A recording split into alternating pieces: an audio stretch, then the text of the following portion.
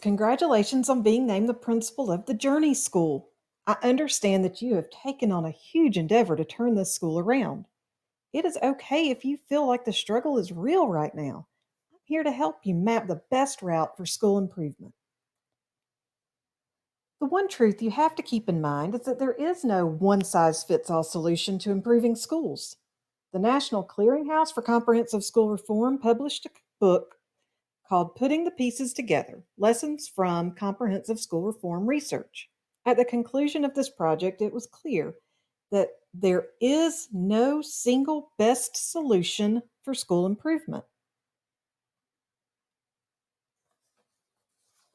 The good news is that there are many models, strategies, and processes that have been implemented with success, and others that can be used to learn from and grow from. For example, direct instruction has been highly researched and proven to be the most effective comprehensive school reform model to increase student achievement.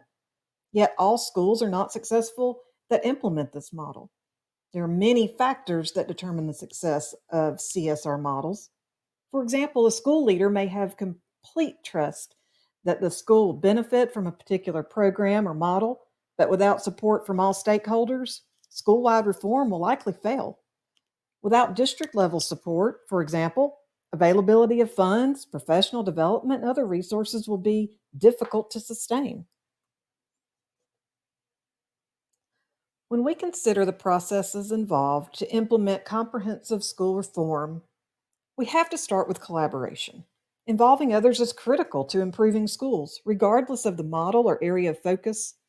For instance, if we look at school improvement grants, when the executive summary for school improvement grants implementation and effectiveness was published, the study showed whether certain intervention models were associated with larger student achievement over time. Key findings indicated no evidence that SIG models caused those schools to implement more practices, showed no significant impact on math or reading test scores, high school graduation rates, or college enrollment. We have to remember the importance of people over programs. When I reviewed the research from several UWG school improvement doctoral students, I found a common thread through most of the CSR models and SIG processes that determine the success or failure of a strategy. The leader drives implementation. For example, accelerated reader. It was said administrative requirements can impact implementation.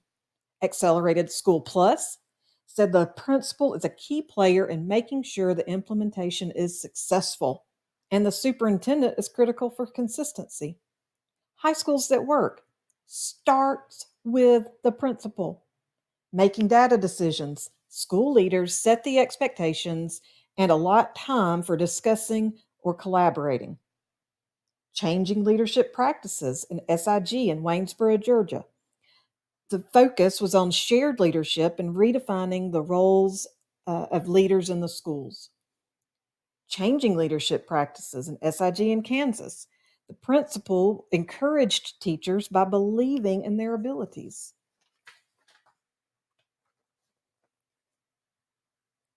Together with your team, I'm going to help you map a plan that you will use to lead your school forward in a positive direction with a model that fits the needs of all the stakeholders in your school. As you continuously gather input, set goals, monitor progress, collaborate, reflect, and adjust. Just remember, it's not about the final destination.